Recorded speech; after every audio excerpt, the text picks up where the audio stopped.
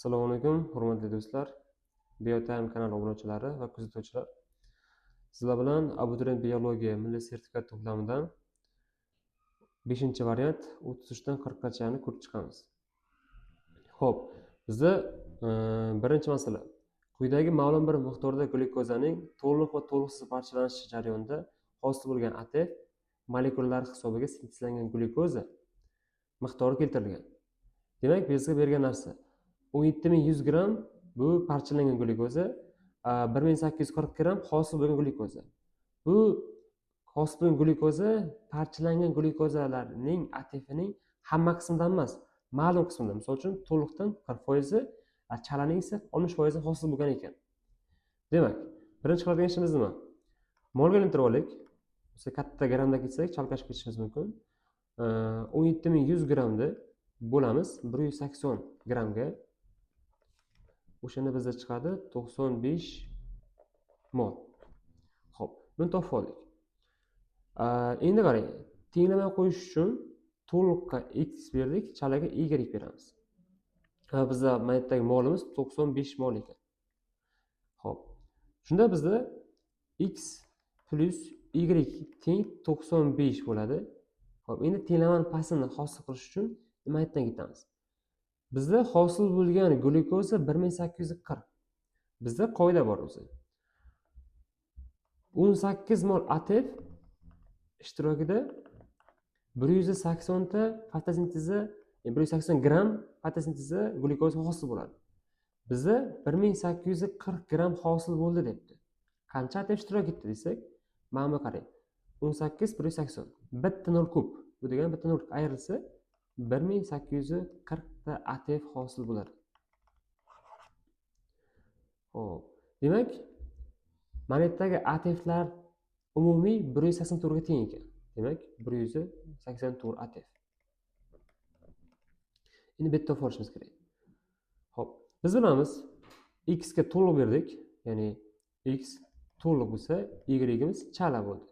Shunda to'liq parchalanishda bizga chiqadi ATFlarimiz 38 ta ATF. Chala parchalanganda esa 2 ta ATF chiqadi. Mana shu ATFni deyapti, ya'ni to'liq parchalangan ATFning 40% deb. 40% degan ko'paytirib yuboramiz 0.4 ga. O'shanda bizga chiqadi. Tak. 38 ko'paytirilgan 0.4. 15.2. 15.2 ATF ishtirokida 184 ta ATF hosil bo'lgan. Endi chalaniki. Chalani ko'paytirib yuboramiz. Biz aytayapti, chala parchalanishidan 60% ishtirok etdi deb. Bu degani 0.6 ga ko'paytirsalik 1.2 chiqadi. Demak, 15.2 x bo'lsa 1.2 y.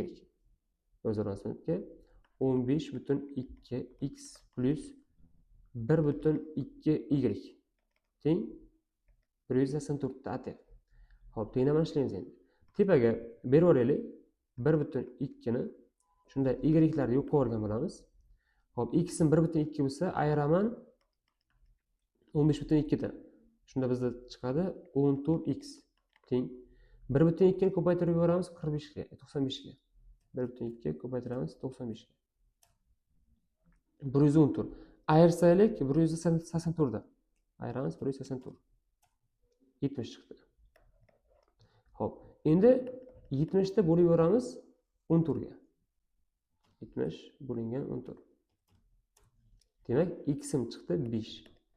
Shunda y im chiqadi 90 chiqadi. Biz belgilab olgan edik, y da chala parchalanish, x esa to'la parchalanish. Xo'p, ma'lum bo'ldi. Qarang, bu 5 bilan 90 boshidagi glyukozalarning moli. Endi so'ragan narsani topamiz. Biz aytayapti.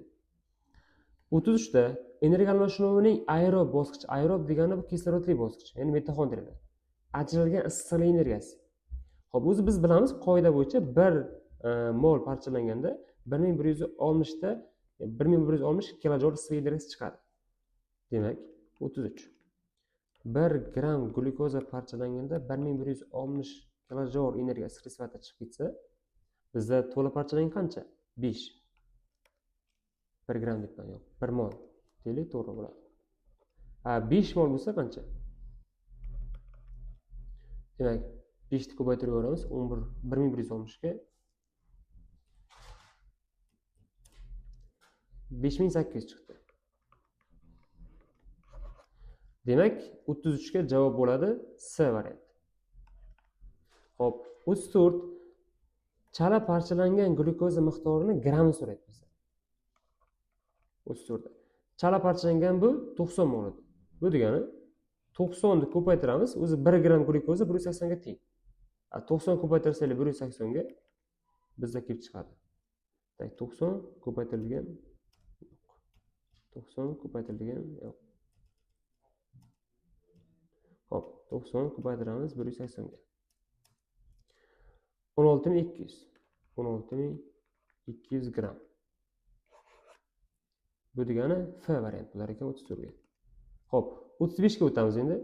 35 da so'ragan narsa to'liq parchalanishdan hosil bo'lgan ATF hisobiga sintezlangan glyukozaning gram so'raydi. Xo'p, biz bu to'liq parchalanganda qanchasi ishtirok etdi? 40%. Bu nechiga teng edi? 15.2 ga. Bu degani 35. 15.2 x da ximiz chiqqan necha edi? 5. Shuni ko'paytirib yuboramiz 5 ga. Xo'p, 15.2 ko'paytiramiz 5 ga. 76. 76 mol degani. Endi 76 ni ko'paytiramiz 180 ga. Bizda gramni so'rayapti. Yo'q, adashdik. Nima debdi bizda? To'liq parchalanishda hosil bo'lgan ATF hisobiga sintezlangan glyukoza gramni so'rayapti. Tak. Adashdik. Yo'q. 15.2 ko'paytirdik. Tak, 5 ga. 76 mol. Endi qarang. 76 ta mol emas, ATF chiqdi bizda. Bizda qoida bor. Bizda bu fotosintez bo'lib aytgancha. 18 mol ATF dan kelib chiqadi 180 gram. Qoida bo'yicha. Bizda 76 ta ATF dan qancha kelib chiqadi desaylik, mana qarang. 18 180. Bitta nol ortayapti. Bu degani 760 gram sintezlanar ekan. Javob B bo'lar ekan bunga. Xo'p. Keyingiga o'tamiz. 36-masala. 36-masala aytayapti bizda. DNK molekulasidagi jami 520 ta vodorod bog' mavjud. Xo'p, bizda berilyapti 520 ta vodorod bog'. Ushbu DNK molekulasidan sintezlangan oqsil molekulasi tarkibidagi amino kislotalar soni DNK molekulasi tarkibidagi adenin nukleotidlar soniga teng. Xo'p, qoida aytayapti bizda.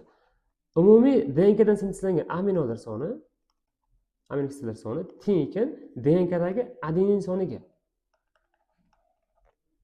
Xo'p, mana shundan foydalanamiz. Xo'p, buni tenglamaga qo'yib ishlasak bo'ladi, ya'ni x, y qilib. Men undan ko'ra bunaqa masala kelganda o'zim son berib ishlayman. Ya'ni butun raqam emas, juft raqam beraman. Shunda ishim tezroq bitadi. Ya'ni deb olaman, misol uchun taxminiy raqam. DNK ni aytsak 600 deylik. Misol uchun 600 ta. Bu degan 300 to'g'ri keladi. O'zi amino kislot topish uchun DNK ni bo'lardik 6 ga. Shunda bizda 100 ta amino kislotlar soni kelib chiqadi. Biz qoida bor. Aytayapti bizda 100 ta amino kislotlar bo'lsa, demak amino kislotlar soniga teng dedi adeninlar soni. Bu degan adeninlar ham 100 ta. Agar adeninim 100 ta bo'lsa, timinim ham 100 ta bo'ladi. Shunda guanin, sitozin ikkisidan to'g'ri keladi. Umumiy qiymat 600 dan berdi. Demak, qoida buzilmaydi. Qoida bor, yana ikkinchi formulani foydalanamiz. DNK plus guanin soni teng vodorod bog'. Bizda DNKmiz nechta? 600 ta plus guanin nechta? 200 ta. Teng 800 ta vodorod bog'. Bu mana nazariy jihatdan yaratgan DNKmda. Ularda debdi 520 ta vodorod bog' bor debdi. 520 ta vodorod bog' bo'lsa, bizda so'ragan narsa uzunlik. Uzunlik so'ragandan keyin DNK topishimiz kerak. Demak, 520 ni ko'paytirasiz 600 ga bo'ladi 800 ga. Oson usuli nollarni qisqartiramiz. Bitta nol ketsa, bundan bitta ketadi. Yana bitta nol ketsa, bundan bitta ketadi. Bu degani 520 ni ko'paytirasiz 6 ga bo'lasiz 8 ga degani. 520 ko'paytirasiz 6 ga bo'lasiz 8 ga. 390 chiqdi mana. 390 ularning vodorod bog'idagi DNK soni. Endi uzunlik so'rayapti. Uzunlik so'rash uchun buni xohlasangiz 2 ga bo'lib ko'paytiring 0.34 ga. Undan ko'ra birdaniga ko'paytirib yuboramiz 0.17 nanometrga. Qiymat baribir bir xil chiqadi. Ko'paytiramiz 0.17 ga. 66.3 chiqdi. 66.3 nanometr ekan. Javob shu bo'ladi. Xohlasangiz x, y qilib ishlasangiz ham bo'ladi. Misol uchun adinlar bilan teming x, go'yingizni y berib ishlasangiz ham bo'ladi. Bu usul ham juda ham qo'l keladi. Ya'ni o'zingiz xohlagan va juft raqam berasiz DNKga. Ana shu orqali foydalansangiz ishingiz tezroq va aniqlik bilan chiqadi. Keyingisini foydalanamiz. 37-masala. Biz aytayotgan ma'lumotlar nazariy jihatdan daltonizm bo'yicha sog', gemofiliya bo'yicha kasal, gomozigotda ayol. Doim genetikada bitta qoida bor. Genetikani belgisini yozsaylik, qolgani oson. Agar belgini xato yozsak, ishingiz sekin bitadi. Demak, yozib olamiz. Daltonizm va gemofiliya. Daltonizmni belgilab olaylik. Kichkina D. O'zi daltonizm X ga birikkan, gemofiliya X ga birikkan retsessiv kasallik. Katta D bo'lsa sog' bo'ladi. Gemofiliyani belgilab oldik. Katta H, yo'q. Kichkina H, katta H, bu ham sog'. Mana belgini yozib oldik.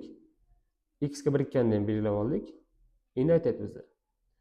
Xo'p, daltonizm bo'yicha sog' bo'lsin, gemofiliya bo'yicha kasal bo'lsin ayol.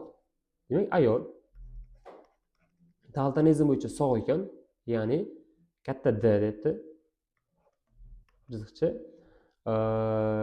Gemofiliya bo'yicha kasal debdi. Gemofiliya bo'lsa kichkina H. Qarshida berib ketyapti gomozigota. Bu degani katta D degani. Mana shu ayol oogenez jarayonida, ya'ni oogenez degani gametogenezning tuxum hujayra hosil bo'lish jarayoni. Unisini kitobda berilgan rasmda. Jinsiy ko'payishda. Aytayapti bizda, ikkita oogenik hujayra ko'payish davrida 3 marta mitoz bo'linsa, hosil bo'lgan birinchi tartib ovotsitlar. Bizda qarang. Bizda oogenik hujayramiz ikkita ekan. Mana shu ikkita oogenik hujayramiz yana 3 marta mitoz bo'lindi. Xo'p. Yozib qo'yamiz. 3 marta mitoz bo'lindi. Qoida bor o'zi. 1 marta mitoz bo'linganda ikkita hosil bo'ladi. Ikkitada 4ta, 4tada 8ta hosil bo'ladi. O'shanda bitta hujayradan 8ta hosil bo'lsa, ikkita hujayradan 16ta hosil bo'ladi. Qaytaraman. Birinchi mitoz, ikkinchi mitoz, uchinchi mitoz. Mana 2, 4, 8ta hosil bo'lar ekan bitta hujayradan. Bizda ikkita hujayra. Bu degani 16 ta ovotsit hosil bo'ladi. Ovotsit hosil bo'ldi mana. Endi aytayapti. Xo'p. Aytadi. Ovotsitlarning barchasidan tuxum hujayra hosil bo'ldi. Qarang. Agar gametogenez jarayonida tuxum hujayra hosil bo'lish jarayonini bilsangiz, ya'ni meyoz bo'linishida xabaringiz bo'lsa, bitta hujayradan 4 ta hujayra hosil bo'ladi. Shu 4 tasidan 3 tasi kichik bo'lardi, bitta yirik bo'lardi. Bularni biz yo'naltiruvchi derdik, bu tuxum hujayra deyilardi. O'shanda mamalar yuvib ketardi. Bu degani 16 tadan ham 32 ta 64 ta hosil bo'ladi. Lekin o'shanda mana bu 48 tasi yuvib ketadi, 16 tasi hosil bo'ladi. Bu degani to'g'ridan to'g'ri 16 ta tuxum deb yozsam, ya'ni tuxum hujayra deb yozsam tushunarliroq bo'ladi. Baribir bir qisqartirib o'tirmayman. Demak, 16 ta tuxum hujayra hosil bo'ldi. Endi aytayapti, hosil bo'lgan tuxum hujayralarining 50% qismi jinsiy X xromosoma normal spermatozoid bilan urlandi, 50% qismi esa Y xromosomali normal spermatozoid bilan urlandi deydi. Ma'qul? Demak, buning 50% 8 bo'ladi, buning 50% 8 bo'ladi. Mana shu qo'shildi deyapti bizga normal X bilan debdi. Normal X bilan. Bu esa normal Y bilan debdi. Ya'ni erkak hujayra bilan. Va qavsishda bir ketyapti. Erkak debdi. Daltonizm bo'yicha kasal, gemofiliya uchun sog'. Ya'ni qanday? Erkak daltonizm bo'yicha kasal, bu degani katta kichkina D ekan. Gemofiliya uchun sog'. Bu degan katta H. Bu nima demoqchi? X ga birikkan holatda kichkina D va katta H o'tadi. Y da esa o'zi o'tadi. Bu spermatozoid ikkalasi. Endi qizni ham shunday bo'lib beramiz. Ya'ni bir xil bo'lgan hisobiga qiz hech qanday o'zgarishsiz tushadi. X katta D kichik H, X yana shunaqa katta D kichik H. Mana shular bilan qo'shilganda bizda hosil bo'ladi.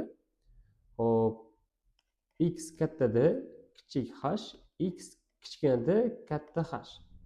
Bu yer X katta D kichik H va Y. Bular hozir zigota endi. Ya'ni ikki nabor bo'ldi. Biz aytayapti, hosil bo'lgan zigotalar 3 marta meridional bo'lingandan so'ng hosil bo'lgan jami blastomerlardagi kichkina H, ya'ni gemofiliya soni so'rayapti. Tamam. Xo'p, qo'ydi. Birinchi meridional, keyin ekvatorial bo'linardi, meridional. Bizda 3 marta meridional bo'lsin deyapti. Bu degani 1, 2, 3. Mana shu. Hosil bo'ladi bizda 2, 4, 8, 16 ta blastomer. Bitta hujayradan, ya'ni bitta zigotadan. Bizda zigota nechta? 2 ta. Uni 2 ta qilib o'tirmaylik, bunday qilamiz endi. Bizda kichkina H so'rayaptimi? Ma'qul. Bizda zigota 2 ta emas, zigota 8 ta, chunki 8 ta tuxum hujayra mana 8 ta tuxum hujayra mana. Bu degani zigotam 16 ta bo'lyapti. Xo'p, 16 ta zigotam bor. 16 ta zigotam bor. Va bitta zigotamda kichkina Hdan bitta ekan. 8 bo'lsa bunda 8 ta. Bunda ham bitta zigotamda bitta kichkina H bo'lsa 8 tadan 8 ta. Bu degani 16 ta zigotamda 16 ta kichkina H bor. Demak, 16 ta zigotada 16 ta kichkina H bo'lsa deylik. Kichkina Hdan ham 16 ta bo'lsa, bizda hosil bo'lgan blastomerlar nechta? 16 ta. Ko'paytirib yuboramiz. 16 ga. Xo'p. 16 ko'paytirilgan 16. 256 ta blastomerimda 256 ta kichkina H bo'ladi. Javob 256 ta. Xo'p, ishlash tartibi. Birinchi belgini yozdim. Keyin ayol kishini qanaqa genotipini topib oldim va bundan keyin topdim ovotsitlarni tushuntirish. Ovotsit orqali mana bu formuladan foydalandim. 3 ta yo'naltiruvchi baribir o'lib ketadi. Bittadan bitta hosil bo'ladi. 16 ta bo'lsa, 16 ta tuxum hujayra hosil bo'ladi. 4. Beshinchi ish, bularda sog'lom spermatozoid bilan urlantirdim va ulardagi kichkina hashlar sonini bilib oldim. Va 3 marta meridional bo'lindi debdi. Bu degan 16 ta. Bu 6-chi ish. Va 16 ta blastomerni ko'paytirib 16 ta zigotaga. Va bizda kelib chiqdi 256 ta blastomerimda 256 ta kichkina H, ya'ni gemofiliya. Javob 256. Xo'p, 38-masala. Noma'lum miqdorda glyukozaning parchalanish natijasida glikolizdagi va aerobdagi ATFlar yig'indisi 418 ga teng ekan. Glikoliz bosqichida va aerob bosqichda hosil bo'lgan suv farqi esa 468 ga teng ekan. O'zi glikoliz degani glikoliz va aerob bosqich. Glikoliz bizda ikkinchi bosqich deyiladi. Aerob esa uchinchi bosqich, ya'ni mitoxondriya. Xo'p. Aerob bosqichga X bersak, glikolizga Y berdik. Shunda aerob bosqichda ATFlarimiz bizda 36 ta hosil bo'ladi. Bu degan 36X plus glikoliz bosqichda 2 molekul ATF chiqadi. 2Y teng 468 ga teng ekan. Keyingi ma'lumot. Aerob bosqichda 42 molekula suv chiqadi. Tepaga ATF yozib olamiz. Bu yerga suv bo'yicha ketyapti yana. Ayiramiz debdi, ya'ni farqi debdi. Glikolizdagi suv farqidan, ya'ni glikolizda 2 molekula suv chiqadi. 2 ga teng 468 ga teng ekan. Xo'p. Endi qarang. Tenglamani ishlaymiz. Xo'p. Hozir bu yerda deb olsaylik, misol uchun bir xil ishora bo'lgan hisobiga agar hozir ta'kidlamoqsak, qo'shib yuborsaylik, mana bular yo'q ketadi. Da. Plus ishora qilaylik. Plus. Qo'shib yuboramiz. Shunda plusga minus ayrilib ketadi, 0 tushadi. Ikkalasini qo'shib yuborsaylik, 36 ga 42 ni qo'shsaylik 78 bo'ladi, adashmasam. Da, 78x teng. Bu ikkalasini qo'shib yuborsaylik, ikkala oldida plus ishora-ku. Hop, 468 ko'paytiramiz 2 ga. 936, 936. Shunda x ni teng bo'ladi, 936 ni bo'laman 78 ga. 12 chiqdi. Y ni teng bo'ladi. Y ni topish kerakmi? Mayli. Endi x ga o'rniga boraman, ya'ni 36 ni ko'paytiraman 12 ga. Ko'paytiraman 36 ga. Ayiraman 468 ni. Bo'lsa 2 ga 18 chiqar ekan. Mana biz belgilab olgan edik, x da ayro bosqich, ya'ni 3-bosqich, y da esa glikoliz 2-bosqich. Bizga so'ragan ma'lumotlar: to'liq parchalangan glyukozaning massasini so'rayapti. Xo'p, demak, to'liq parchalangan glyukoza, ya'ni mana bu 3-bosqich. Shuni ko'paytirib yuboramiz 180 ga. Chunki bari molda bu, ATF emas hozir. 12 ni ko'paytiramiz 180 ga. Chiqadi bizda 2160 gram. Javob 2160 ga teng bo'lar ekan. Xo'p. Keyingisiga o'tamiz. 38 tugadi. 39. Xo'p. Bug'doy o'simligidagi donning rangi 2 juft polimer, ya'ni katta va A1, A2 genlarga bog'liq ekan. 2 juft polimer. Bu genlarning genotipda uchrashiga ko'ra o'simlik donlari qizil, och qizil, pushti, och pushti va oq. Demak, polimerdamiz 2 juft. Ya'ni katta A va katta ikkalasining katta bu A1, A2 lar donning rangini ifoda etar ekan. Rang bo'yicha ifoda etar ekan va ularning miqdoriga qarab raqam, ya'ni rang o'zgaradi. Xo'p, demak, bu kumulativ bo'lyapti. Kumulativda o'z nisbati bor bizda 1, 4, 6, 4, 1. Bu degani kattalar soni bitta bo'lsa, yo'q, 4 ta katta bo'lsa qizil bo'ladi.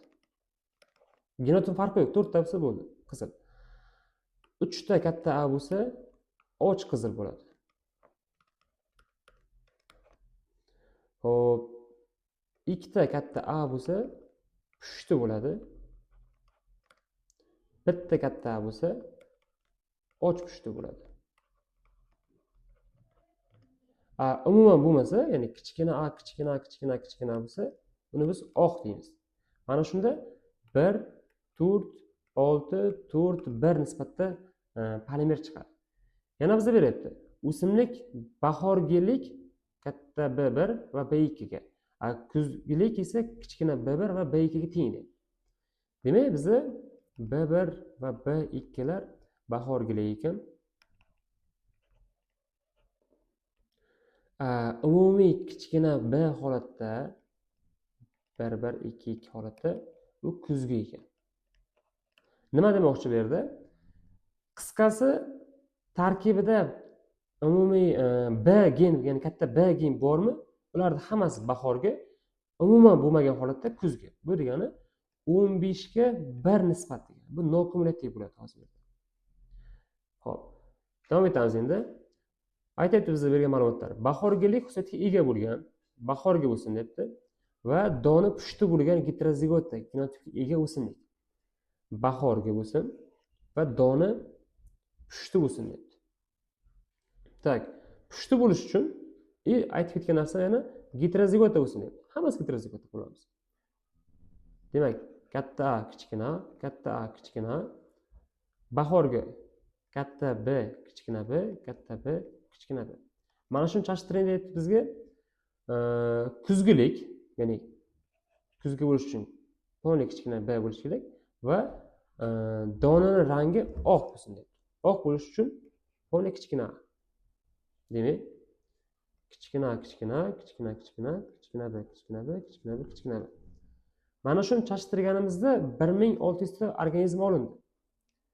Olingan o'simliklar orasida bahorgilik xususiyatiga ega, bahorgi bo'lish uchun, ya'ni umumiy katta Bdan xohlagan bo'lishi kerak va doni och pushti bo'lish uchun kamida bitta katta A bo'lishi kerak. Mana shuni so'rayapti bizdan.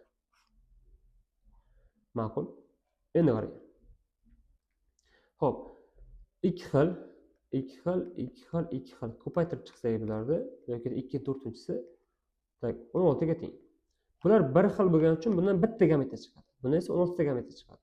16 ni 1 ga ko'paytirsak, o'zi 16 ta avlod hosil bo'lar ekan. Xo'p, xohlasangiz buni 16 ni bo'lib 2 ga 8 xil, 4 xil, 2 xil, 1 xil qilib uzun gameta tushiring. Xohlasangiz qisqa usul bor. Ya'ni birinchi A'lar bo'yicha chaqishtiramiz, keyin B bo'yicha chaqishtiramiz. Desak, mana. Xo'p, 2 2 4 xil. Bu degani 4 ni endi 2 ga bo'lsak, har ikkitada takrorlanadi. Katta A, kichkina a, kichkina a. Bu yerda ham katta A, kichkina a, katta A, kichkina a. Bular bir xil bo'lgani uchun bitta gameta chiqadi. Xo'p, bizda endi hosil bo'ladi mana yerda gametalar. Bizda och pushti chiqish uchun hech bo'lmasa bittagina katta A bo'lishi kerak. Bu yerda ikkita. Bu degan pushti bo'lib qoladi. Bu kirmaydi. Mana yerda bitta degan bitta, bu yerda ham bitta, ikkita bo'ldi. Xo'p, 4 ta organizmda ikkita bo'ldi. Bu degani formula 2 taqsim 4. Mana. Umumiy 4 ta avlod tug'ildi. 4. Shu 4 tadan ikkitasi bitta katta ali 2. Ko'paytiramiz. Endi buni ham shunday qilamiz. B ham heterozigota, shuning uchun bundan ham 4 ta gameta chiqadi. Katta B, kichkina b, kichkina b. Katta B, kichkina b, katta B, kichkina b. Bir xil bo'lgani uchun bitta gameta chiqadi bundan. Bu ham shunaqa. Tarkibida katta B bo'lsa bo'ldi. Ularning hammasi bahorga. 2 ta, 3 ta qiziq yo'q. Muhimi katta B bo'lsin. Bular qaysilar? 1, 2, 3 ta. Bu kirmaydi, chunki bu kuzgi bo'lib qoladi. Bu degani avlodim soni 4 ta, 4 tadan 3 tasi bahorga. Endi ko'paytirib yuboramiz. 2 ni ko'paytirsak 3 ga 6 ta. 4 ga ko'paytirsak 16 ta. Demak, qoida buzilgan. Boya ham 16 ta avlod tug'ildi, hozir ham 16 ta avlod tug'ildi. 16 ta avlodimdan 6 tasi bahorga va doni pushti. Bizga bergan ma'lumot F1 da 1600 ta o'simlik olindi. O'shandan qanchasi doni pushti va bahorga deb. 16 dan teng ekan 1600 taga 6 dan qancha desak, 2 dan shuni tepaga o'tadi. 600 bo'ladi. Javob 600 ta. 40-masala. Bizga berilgan ma'lumotlar. G'o'za o'simligida cheklanmagan shoxi kattasi, cheklangan ustidan. Xo'p, belgini yozamiz. Cheklanmagan x qildik. Mana shu kattasi debdi. Kichkina s holatda esa cheklangan bo'ladi shunda. Sizga qildim. Xo'p, keyingi belgi. Chayinchilarning to'q sariq rangda bo'lishi katta P ekan. Katta P demak chayinchilar to'q sariq. To'q sariq. Kichkina P holatda och sariq ekan. Xo'p, keyingi belgi. Ustidan to'liq dominantlik qilar ekan. ikkalasini to'liq dominantlik qilyapti hozir. Ya'ni chala bo'lmayapti. Xo'p, o'simlarning antotsian rangida katta R yashil rangi ustidan to'liqsiz dominantlik qiladi. Bu degani chala dominantlik bo'ladi. Bu degani deylik, antotsian qizil rang. Mana shu katta R ekan. Kichkina r bo'lsa, uning rangi yashil ekan. Shunda katta R va kichkina r holatda esa bu bo'ladi bizda oraliq rang. Belgini yozildik mana hammasi. Tak, endi davom etamiz gapni. Bergan ma'lumotlar. Cheklanmagan hosil shoxli, cheklanmagan bo'lsa, kattasi deb oldik chiziqcha. Changchilari och sariq. Och sariq bo'lish uchun kichkina p bo'lishi kerak. Kichkina p. Xo'p, och sariq. O'simlari yashil rangda. Yashil rang bo'lish uchun kichkina r bo'lishi kerak mana. Kichkina r. Mana shuni chashtir deyapti bizga. Bo'lgan poza, tabiatasini aytdim. Shoxlar cheklangan, changchilar to'q sariq, o'simlari antotsian. Shoxlar cheklangan, kichkinasi. Changchilari to'q sariq, katta p, mana katta p chiziqcha va o'simlari antotsian rangli. Antotsian bo'lish uchun faqat katta r bo'lishi kerak. Chunki chala dominantlik bo'ladi. Chiziqcha qo'yamiz bunga. Mana shuni chashtirganimizda hosil bo'ladi bizda. F1 da debdi, F1 da 300 ta organizm olindi. Ularning hammasi cheklanmagan, degani kattasi tug'ilgan debdi. Hammasi kattasi tug'ilgan debdi. Hop, chanchilari to'q sariq debdi. Bu degani katta P tug'ilgan debdi. Katta P tug'ilgan. Qayerga qoldik? Va o'simlarda oraliq rangda bo'lgan. Oraliq rangda bo'lish uchun katta R, kichkina r bo'lishi kerak. Katta R, kichkina r. Xo'p, bu degani mana bu yerda katta S bo'lsagina hammasi kattasi deb tug'iladi. Bu yerda hammasi katta P tug'ilish uchun gomozigotda katta P bo'lishi kerak. Shunda bular heterozigotda avlod paydo bo'ladi. Xullas, triheterozigotda bo'ldi. Uning oson usuli doim esimizda qolsin. F1 dan F2 ga o'tyaptimi? Har doim F1imiz har qanday duragay bo'lsa, heterozigotda bo'ladi. Agar diduragay bo'lganda ham deheterozigotda, monoduragay bo'lganda heterozigotda, tetraduragay bo'lganda tetraheterozigotda bo'lar edi. Oson usul. Hozir sizlarga endi maydalab tushuntiryapman. O'zi aslida F1, F2 degan jumla keldimi, bilginki F1 doim heterozigotda. Esingizda qolsin. Tezroq ishlaymiz shunda. Xo'p, ketdi. Aytayapti bizda F1 duragalar o'ziga o'zi chaylantirildi. Bu degani triheterozigotda o'zi chashtirsalik. Hop. 2 8 ta. Yana bundan ham ikkitadan 8 xil gametdan ko'paytirsak, o'ziga hop 64 ta avlod chiqar ekan. Endi buni katta pentga qo'yib ishchi ko'paytirish shart emas. Bizda qisqa formula usuli bor. Ya'ni monoduragayda yaxshi o'ringa o'quvchi buni biladi. Hop, qarang endi. F2 da olingan organizmlar debdi. Cheklanmagan bo'lsin. Cheklanmagan bo'lish uchun katta S bo'lishi kerak. Cheklanmagan deb adashmasam, cheklanmagan shoxli. Chanchilari to'q sariq bo'lsin debdi. To'q sariq bo'lish uchun katta P bo'lishi kerak. Va o'simlari oraliq rangda bo'lsin. Oraliq rangda bo'lish uchun katta R va kichkina r bo'lishi kerak. Mana shular nechtalik so'rayapti? Biz formuladan foydalanamiz. Ketdi. Endi qarang. Mana bu heterozigotaga heterozigotni chashtirsak, atrofi qaramaydi. Oddiy monoduragay. Ya'ni katta kichkina chashtirganimizda 4 ta avlod tug'iladi. Mendelning ikkinchi qonuni bo'ladi va belgidan ajratish qonuni. Mana shuni foydalansak 4 ta avlod tug'iladi. 4 tadan katta Ali esingizda bo'lsa 3 ta bo'lardi. Ya'ni yozib qo'yaman shu yerga. Mana katta A kichkina chashtirsak, katta kichkinaga 4 ta avlod tug'iladi. Endi harfiga e'tibor bering, muhim heterozigota. Mana shu 4 ta avloddan katta belgili 3 ta. Bu degani 3 taqsim umumiy avlodlar soni tur. Ko'paytiramiz. P ham shunaqa. P ham heterozigot ekan bizda. Bundan 4 ta tug'iladi. 4 tadan katta alilar 3 ta. Taqsim tur. Endi qarang, R ham heterozigot ekalasi. Undan ham 4 ta tug'iladi. Faqat bizda heterozigotlar 2 ta. Bu degani 2 taqsim umumiy avlodlar soni tur. Ko'paytiramiz. 3 kar 3 9, 9 2 ko'paytirsak 18 ta avlod. 4 kar 4 16, 16 4 ko'paytirsak 64 ta avlod tug'iladi. Doim aytganman, pastkisi umumiy avlodlar soni, yuqoridagisi so'ralgan avlodlar soni. Bizda umumiy tug'ilgan avlodlar debdi 800 ta ekan. Demak, 64 800 taga teng bo'lsa, 18 ta ham qancha deymiz? 800 ko'paytiramiz 18 ga bo'lamiz 64 ga. Chiqadi 225 ta. Javob 225 ga teng bo'ladi. Mana shu formulani o'rganib olinglar. Uning uchun monodrogayni yaxshilab ko'rib chiqishlar kerak. O'shanda ishlaring tezroq o'tadi. Chunki 40 talikda vaqt o'zi kam.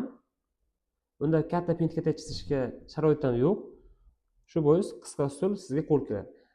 Men 41 bo'lsa, unda qisqa formuladan foydalanish noo'rin, chunki qisqa formulaga kam ball beradi.